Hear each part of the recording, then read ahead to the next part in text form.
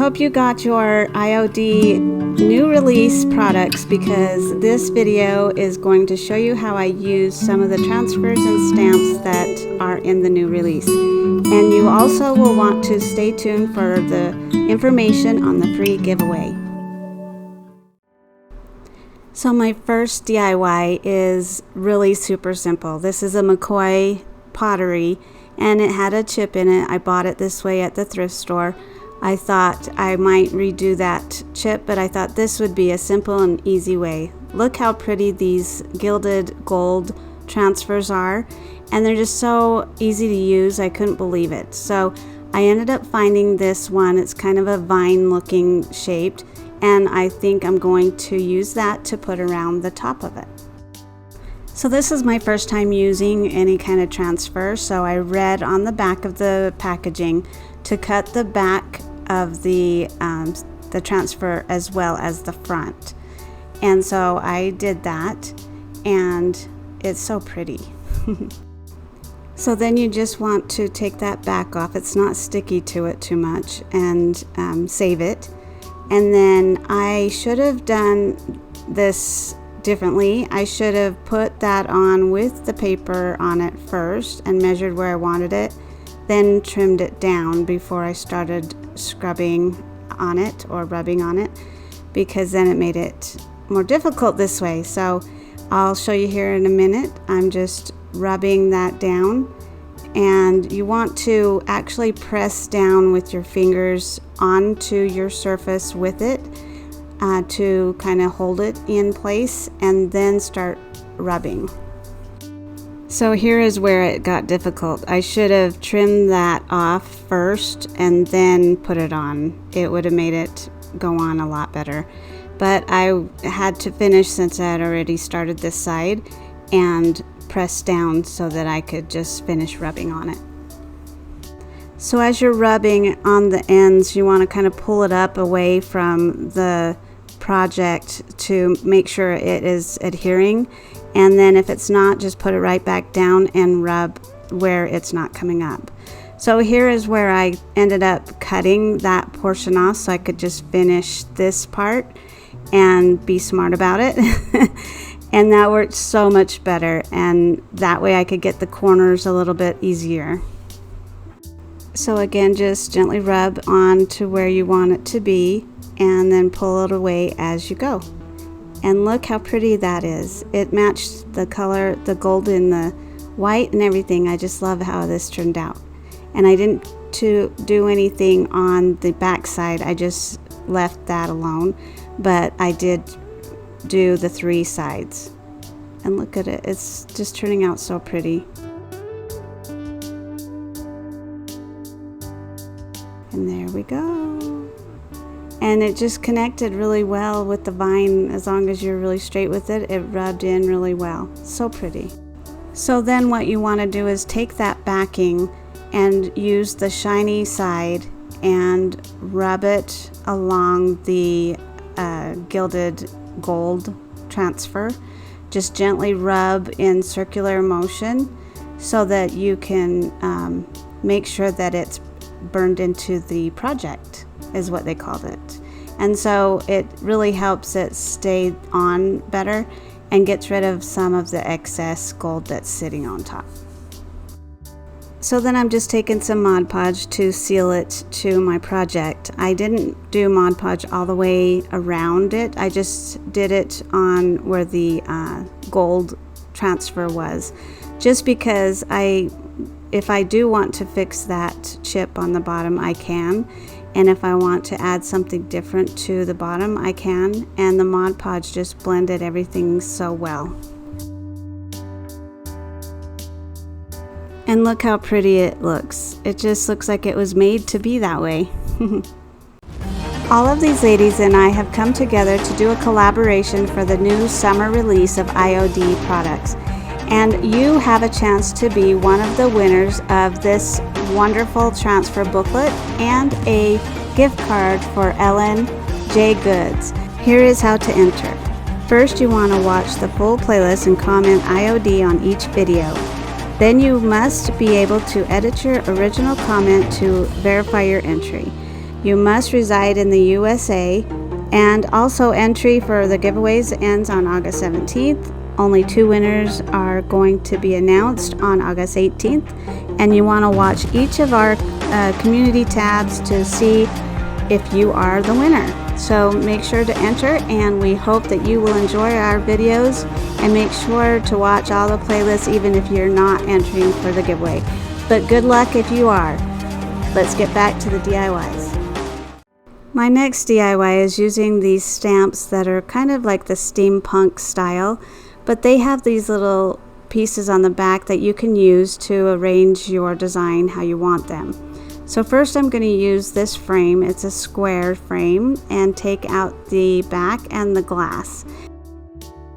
Then I'm taking this wood plaque square piece that I picked up at the thrift store, and it fits perfect inside. So then these little pieces that they have in the back of it make it easy for you to kind of design what you want your project to look like. So I took the teacup and the ladybug and the spoon, and I'm going to use them for my project. So I'm just taking that piece of wood and I'm going to arrange them how I want them to look on my piece. But before I do that, I'm going to paint this wood with some moss chalk paint, and I'm going to give it one good coat. And it's really nice to have that piece in the back to be able to mark where you want it and how you want it to look. It's pretty cool. So now I'm getting into the back area here to pull the 2 pieces apart to get that teacup stamp out of there. So you want to pull it completely away, and it shows you where it goes when you want to put it back. Now I know I'm using the wrong paint for these stamps, but I'm using what I have, and this is a metallic gold acrylic paint from Plaid, and I'm just giving it a coat all the way around. And I'm probably thinking I probably should have used the ink pad to kind of dab it instead of a brush. It would have went on a little bit smoother. So I kind of wiped on the corners and that of the excess paint, and I wanted to make sure that there wasn't any oozing over on any part of it. And then I probably should have not pushed so far down in the center, but it actually helped it. So there it is, and it's kind of hard to see now, but I do touch it up with a brush so that you can actually see exactly what the cup looks like. So now I'm going to get the other 2 stamps out. I'm going to use the ladybug first, and I should have done this with the cup, but I'm taking my chalk paint stencil brush and just dabbing the black chalk paint on it instead of an actual brush. It made it a little bit easier. So then I'm just placing it where I want, just on the edge of the cup, and putting pressure, trying to be even with all the pressure so that it stamps on really well. So now it's time to do the spoon, and I'm using the same chalk paint, the black, and the brush for this as well. And I'm wondering if maybe I should have done the cup black and the others gold, but I think it still turned out really cute. So now I'm just taking some Mod Podge and giving it a really nice coat over the top to secure that in. So now I'm just going to hot glue it into the back part of the frame. Now for the back, I didn't end up painting the back portion because no one's going to see it in my house. So I'm just gluing this back portion so that it gives it the ability to stand up. And I think it turned out really pretty. Let me know what you think. I got this box for free.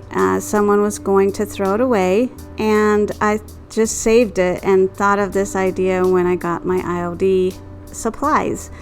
So it has this cute lid on it too, and what I'm going to do is just take some of that same moss chalk paint and give it a good coat all the way around, inside and out.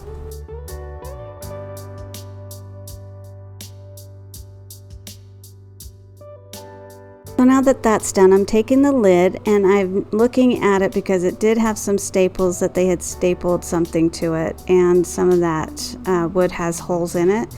So I don't want it perfect, but I do want to fill those holes up, and I'm using this spackle to fill those holes, and then I'll sand it down.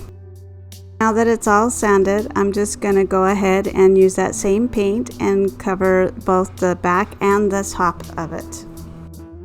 Now that my wood is prepared, I have chosen this cute little cottage sign, label, I guess you should call it, and I'm just going to make sure I have both sheets, the backing and the gold sheet.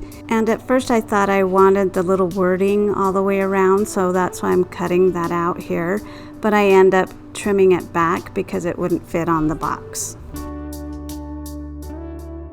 So now I'm taking the part that I want to be the front part of the box, and I'm going to measure where I want that label to go. So when you're doing that, you should probably use that backing, and I didn't, but I was really careful not to press down so that it would stick to the box.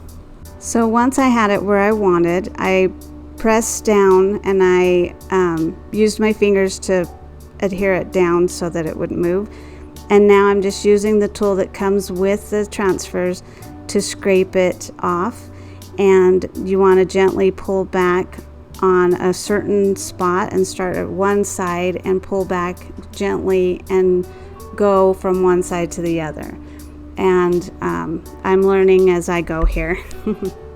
So again, as you're peeling back, you want to make sure you got all the leaves, all of the words, and some of those are really fine, so you want to make sure that it spells right when you're done. Once again, you want to use the shiny side of the backing and gently rub in circular motion to make sure it's adhered to the wood. So now for the lid, I've chose this really pretty scrolly design, and I'm going to put one on the front and one on the back side of the lid, and it turns out so pretty. Again, you just want to repeat the steps and just make sure it's pressed down, and just start rubbing with the tool and gently pull back. Once again, rub it with the shiny side of the paper at both sides of the lid. So then I took both pieces and gave them a good coat of Mod Podge with really nice strokes so that you couldn't see, uneven strokes through it. And make sure to be careful with the gold. I also did the inside as well to protect that paint because I plan on putting things inside it. I tried to find some finials for curtain rods, and I thought I had 4 of one kind, but I didn't, and so I ended up having to buy some on Amazon, and if you want, I'll have the link down below on that. But I'm painting these with that same moss paint, and I showed you that it had the screw in each of them. That's how they came, and so I took them out, but I should have left them in so it'd be easier to paint. So then this is what I ended up doing. It made it easier. So now I'm going to use this antique gold. It's almost like a rub and buff, but it's a different brand, and it goes a long ways. So I originally was going to use a rag, but I ended up using just a brush. I just wanted it to look distressed with the gold to match the gold on the box. So here are the ones that I originally had from the thrift store that look like that, and my hubby went and cut it down for me so I could use this for the lid. And I wish I had 4 of them because those are super pretty, but it still turned out amazing. I'm so proud of this piece. So I liked that bronzy color behind it, and so I just wanted to match the box, so I'm just using that same rub-on gold and just going over it with a little bit of that color hint behind it. It is really pretty. And then for this piece for the lid and the legs, I gave them each a coat of Mod Podge. Now to see it all come together, it turns out so pretty. So I've got this, it looks really shimmery on the front, and then I'm just going to turn it over and put the legs on. So now that I know where I want to put them, I'm just using my hot glue at the higher temperature and just putting quite a bit on it so that it will hold and sitting in exactly where I want them. And look how pretty it looks already. I love it. So then I'm going to measure the center portion so that it will have the knob right in the center. And it isn't exactly a square, so I had to kind of use my brain and mark where I wanted that to go. So then again, I wanted to glue it down with hot glue, so I just used that and put a bunch on the bottom and sat it right there on my mark in the center. I hope you enjoyed my DIYs. This one was a little difficult to see in the camera, and I hope that you enjoyed this one. It did really turn out pretty in person, and please let me know what you think of each of my projects. They were pretty simple to do. The box was a little bit more complicated, but they still are easy to do. And I love how this little planner turned out. It just gave it that bling that it needed. It just looks like it was made that way. But I do have a favorite. This box is totally my favorite. I am so proud of this piece and how it turned out. It is just so pretty, and the lid just makes it pop, and that knob on top, oh my goodness, and the little dings in it and the nails just make it look like it's homemade and actually has some wear to it, which I love. Distressed. So let me know what you think of this one. Here's another way to decorate with it. I just love this piece. It's the most fun I've had in a long time to create something out of nothing, and I'm really proud of it. So let me know again what you think of it, and make sure to watch the playlist, watch each individual video so that you have a chance to win one of those giveaways, and make sure that you comment IOD on each video. Go to each of their channels and subscribe to each of the ladies as well as mine. And I hope you win. Good luck everybody, and I hope you have a wonderful day.